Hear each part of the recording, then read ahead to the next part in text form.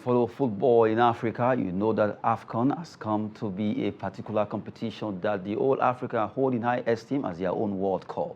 The draws will be unveiled just in the next 1 hour. It will be starting over there in Johannesburg, South Africa for 2023 qualifiers. The AFCON 2023 qualifiers will be starting in June, but from the way it is, 48 teams will be jostling for honors. They will be fighting for the second qualifiers who qualify for the 32 slots to play in African World Cup. That's what we'll call it. Welcome you on the show. 360 Sport on Trust TV. I am Adeni Ajishafe. As usual, I have Olawale Peters in the studio. Good to have you this evening. Good evening, Adeni. It's nice to be back to the studio. I see the way you are smiling. It's like you are expecting Nigeria to be in a very good the group that will not have. The group should not have Ghana. The truth is that there's no walkover when it comes to African football again. There's no team that we currently as Super Eagles can beat our chest that we can beat them home and away. And the question is, do we even have a team? The answer is no, we don't even have a team. Because the set of Ajebo that played our World Cup qualifiers, we shouldn't look at them as a team because we need people, we need players that are hungry. We need people that are dedicated, committed. That is what we need. But the set of Eagles we have currently now, we don't have that. Discipline is seriously lacking in that team. So I'm laughing because the draw is coming out.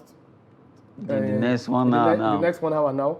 And what preparation, what have we done after the woeful performance at the World Cup qualifier? What have you done? Any seriousness have you seen from the NFF, even from the players themselves? We have not seen. We spoke in the morning about the WAFU competition coming up in the next 3 weeks, and it is now that we are opening the camp, calling people to come to camp. While we have some teams that have been preparing since January, and will now be expected that when we go to the competition, we should win. Because the first match probably will win by 3-0, second match will win by 2-0. Now say, oh, we've arrived, we're going to win. No, I won't allow them to deceive me this time around.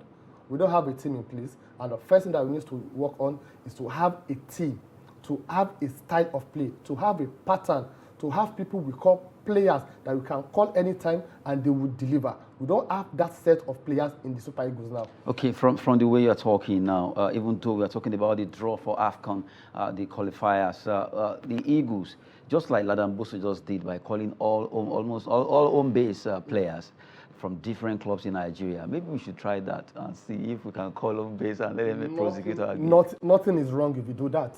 Nothing is wrong if you do that. Sincerely, what we need to look at is, do they have what it takes to, not that you use the home-based player to play the qualifiers. When we now qualified, we have the ticket. We now start traveling abroad again to remember that we have one Chukudi Ajamo Adiola in Turkey, in Germany to come and no, it shouldn't be like that. The people that start this process should be the one that ends the process. So let them even know that I'm having trust in you. I believe you can do it. Qualify us, and you are going to be the one to play at the AFCON. So you're giving them a target. You're giving them something that can motivate them that, oh, I'll play in AFCON, and they've said this, and it's a sign. Then they will do everything humanly possible to make sure that they qualify for the AFCON. And during the AFCON, let them be the one to represent Nigeria. You see all these Oyinbo people, all these Ajabo people, they'll be the one doing what? Be the one coming to beg that, please, so let me apply. I want to play for Nigeria. Because by the time they don't give them the chance anymore, they will see that, okay, they can't do away with them. Well, we just have to get the discipline to that particular squad. Super Eagles need to be disciplined, and also we need to give home-based players the chance. Well, we've been talking concerning the AFCON qualifiers draw that are actually coming up in Johannesburg, South Africa. Just in the next hour, it will be coming up where countries, 48 countries right now aligned to see in Port 1, Port 2, Port 3, and Port 4. We have 12 teams in each port, and they will be separated into at least 12. We have about 48 teams here. We'll be having four teams in the group. Well, the first two will have to scale through. We'll be having 32. But from the way it is, Senegal, Morocco, Nigeria, Egypt, Tunisia, Cameroon, Algeria, Mali, Cote d'Ivoire, Burkina Faso, Ghana, DR Congo. These are the highly rated teams that are in Port 1. from the way it is.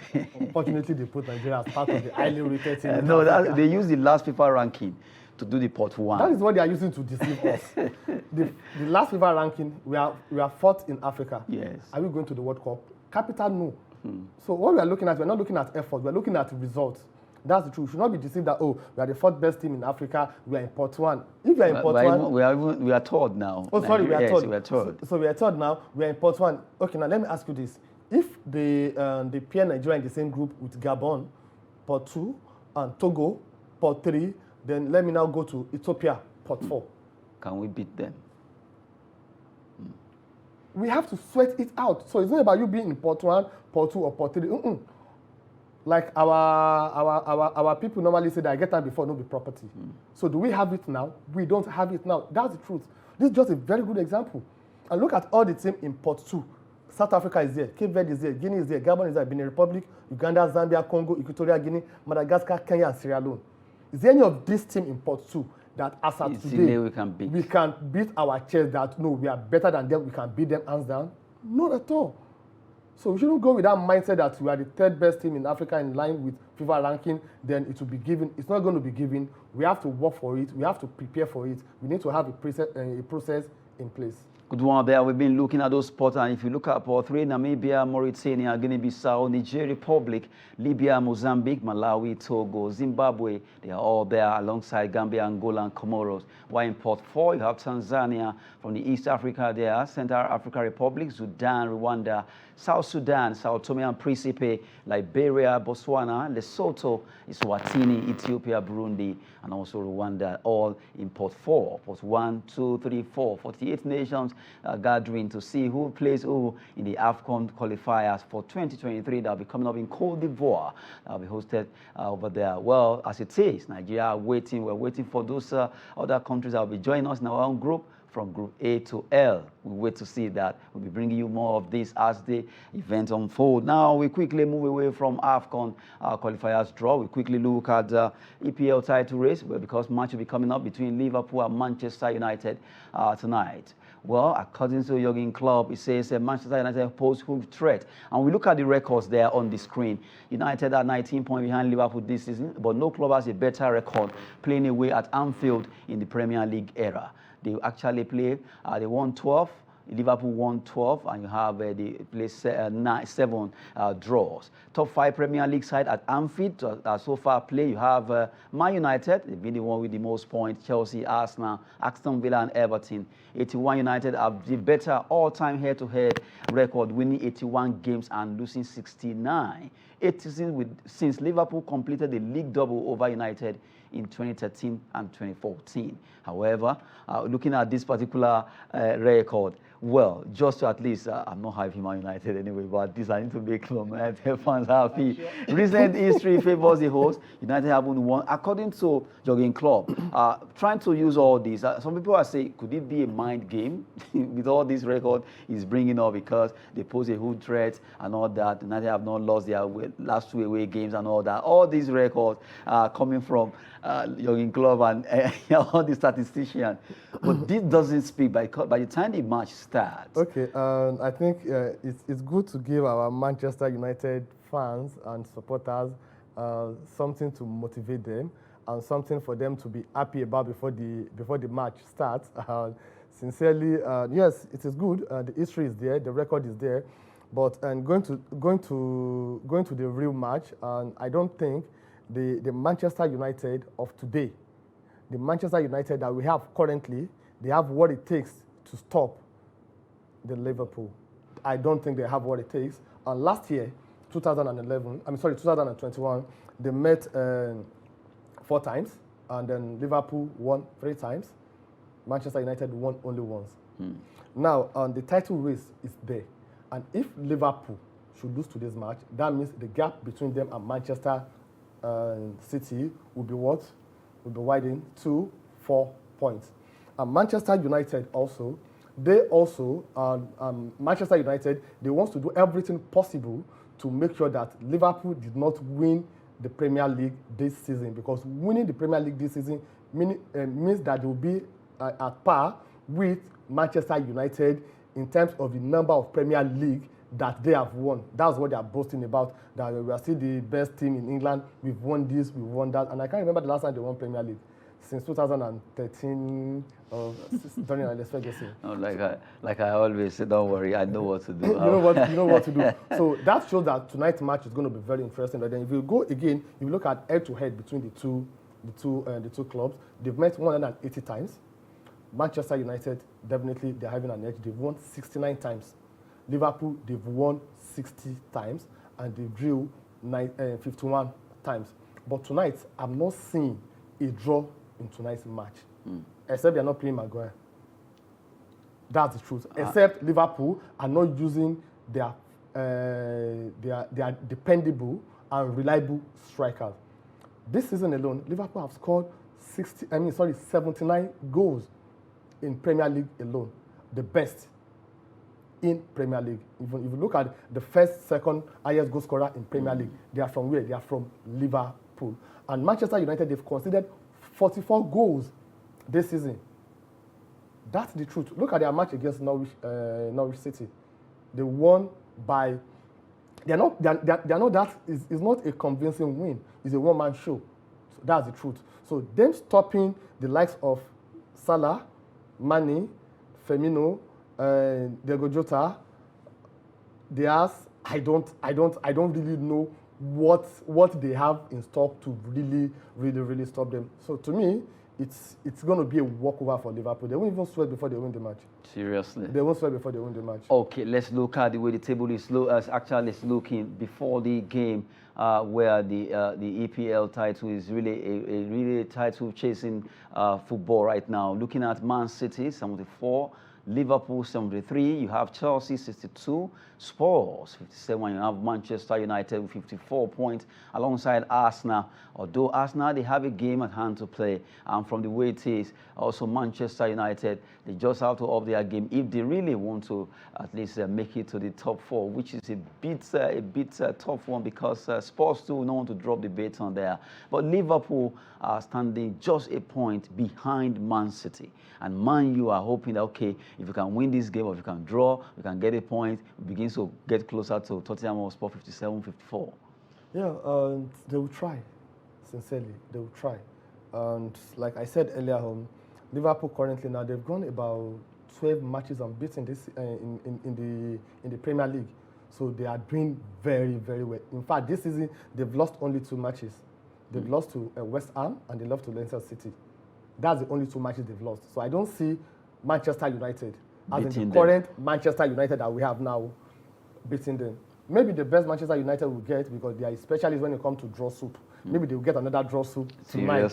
But I don't think Liverpool will allow that. Liverpool will go into the game to win the game. Knowing fully well that they really need it, because if they win, they will overtake Man City with 2 points. And that will put pressure on Manchester City before they play their next match. And what Liverpool they are good at, 2 things: counter-attack, set pieces. And these are the weaknesses of Manchester United. When it comes to counter-attack and set pieces, Maguire, instead of him to kick the ball, you'll be kicking Ronaldo. So it's sincerely, it's going to be a curious task. And however, it's a game of football. You know, people normally get extra strength when they are playing their rival, when they want to make a statement. So whatever happens tonight, I don't think it's going to be the real picture of Manchester United as a team. But like I said earlier on, I see Liverpool winning the match convincingly. Well, coupled with the fact that Cristiano Ronaldo won't be able to play that game, the fact that he lost one of his sons, may so rest in peace, and goes out to the family of Cristiano Ronaldo there. Well, Man United, Liverpool, that match will be coming up. It will be a tough one, according to Olawale Peters, for Man United to defeat Liverpool at Anfield, because Liverpool know what's at stake. They want to add extra point to put Manchester City under pressure. We've been looking at the EPL game coming up tonight between the 2 giants teams. Really, they are arch rivals when it comes to football. Liverpool and Man United, tough one. They are 2 giant teams. You can't take that away. Let's be sincere. You can't take the history away. It's good to motivate them before the match. But we should not deceive them. We should tell them the reality. Seriously. They used to be the giant, but they are now the sleeping giant of Premiership. Okay, well, the day you meet a Man United fan that will be able to at least drag this with you is coming. Well, we quickly move to talk about another club from Manchester. They are called Manchester City.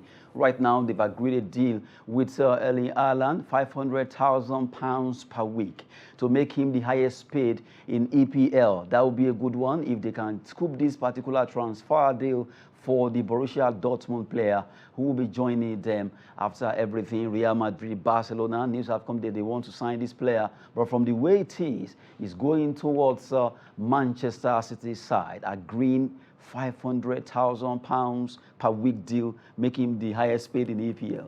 I don't want to convert it to Naira. Let's not go there. I don't want to convert it to Naira. But the question is, I hope this is not panic buying. That's the truth. We saw what they did to Jack and Grealish when he was coming, £100 million. What has he done? How many goals has he scored? How many chances has he created? How many assists has he done? So that, I think, they need to really watch it so that they will not do something that when they bring into the team, it will cause discord in the team that they have already. Yes, Haaland is a very good player, but Premiership is totally different. Though. Remember Fernando Torres? We had issues like that. We have people that they be doing very well in another club in when they move. When they move, and with the pressure, because I can't buy you 500. I can't be paying you £500,000 every week, and you not be delivering. No, you have to deliver. So the pressure also, does it have what it takes to withstand that pressure? And come to think of it, how much is Liverpool? How much are they paying Mo Salah? If Erling Haaland would be collecting, they offered him 400. Who? Mo Salah. Mo Salah. No, the he'll new be collecting contract. 600. Because the truth is he has been tested and trusted. Not like Erling Haaland that he has is doing very well at German Bundesliga currently. Coming to England, where nobody respects anybody. When Norwich, when they meet you, they won't even look at you that, because the £500,000 per week that they are paying Erling Haaland can pay some clubs total wages for a week or for a month. So I think it shouldn't be panic buying. Yes, I agree with Manchester City. They need a striker. They are lacking that. But is Erling Haaland the best and the right choice for them? I think the management should know what to do. But that amount is it's quite huge. Ambiguous, right? I know it is. Well, we wait to see what's going to happen if this man moves to City. Will he be able to deliver the amount of money they actually splashing on his head? Talking about Man City splashing 500, agree rather, to pay 500,000 per week concerning the young man from Borussia Dortmund, Erling Haaland. Now we've been looking at that story. Now let's quickly look at some fixtures that will be coming up also tonight, this evening as we speak. Spanish La Liga will be coming up fixtures. We have Alaves versus Mallorca, Real Betis. They play home against Elche, and you have the biggest one there, Villarreal versus Valencia. Well, from the way it is, maybe we're going to see the version of Sevilla, Real Madrid tonight. Yeah, and we're going to see the battle between the Villarreal and Valencia, and it's going to be an interesting match also. It is open. It's anybody's game. So all of both of them, they have something to fight for. So the way we are now in all the leagues, you can't pinpoint that this is someone that will win, except those that you know that they have been consistent. If it is Real Madrid that is playing now, you know they've been very consistent for the past 7-8 matches now. But other teams, they've been good, they've been bad. So it's anybody's games. It depends on their mentality during the match that will determine, are we going to concentrate from the what let go and continue till we end the match. So to be a very good match. But for Valencia to win away from home at Villarreal, it's going to be a very tedious task for them. And looking at the fact that Villarreal, after getting to qualify, they've been fantastic so far in their matches. That's motivation, because if I can do this in Europe, that means won't stop me from doing it at home. So that's where they're getting their motivation from. Hopefully, Chukwueze will also be part of those that will mentally shake the net tonight. We've been looking at the Spanish La Liga. Quickly, let's go Italia as we talk about the Coppa Italia that will be coming up. A match will be coming on. It's a big one between Inter Milan and AC Milan. That's a match everybody want to see, because the first leg ended goalless. And now let's see this. It's going to be, tonight is the night, because somebody must drop. Somebody must win. And this is the second leg. The first leg was goalless, and it's a big one. Both of them at home. They are at home, both of them. Yeah, both of them at home, but and I think in turn they will have more supporters allowed to the stadium more than the AC Milan. That's what I mean is the fact that they are using the same San Siro stadium. Yes, and I'm also sure the Italian Serie A team, they will put in place adequate security. It's always very, because very... it's always very, so that we will not have the repeat of Canopilas and Katina. Katina. I'm seeing Inter Milan and AC Milan. It's anybody's game. But if you look at what they are doing currently now on the table, I think Inter Milan, they've scored more goals, more than any top 4 teams in Serie A. So that shows that scoring goals is not really their problem. So if they go into the game with that mindset, you know, that's like what Mike Tyson used to do in those days. He won't defend so much, but he so much believe in his punch. Give me, I give you. Let's see what happens. So if Inter Milan can go with that same mindset that, okay, I want to score. If you know you two want to score me, come out and play me. Don't play a defensive game. I think I'll give it to Inter Milan at the end of the day. But AC Milan also, they can spring the surprise and say, oh, we know we have your key. We know how to deal with you, because they have an edge over Inter Milan. If you look at head-to-head records. So hopefully, from the way it is, even though you are tuned towards Inter Milan, I'm sure I'm looking at AC Milan springing a surprise because of the fact that it seems each time they play at this San Siro, AC Milan seems to always have an edge against. They see San Siro as their own.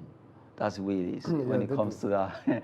Anytime they play that duel or derby, it's always a big one between the two clubs. AC Milan, Inter Milan, so much record, so much history between the two, the blue and the red lineups there. Well, quickly, let's go to Germany. We look at some matches, rather a match coming up in the DFB Pokal, where SC Freiburg will also be playing against Hamburg. Hamburg, well, the two teams actually with Bog names.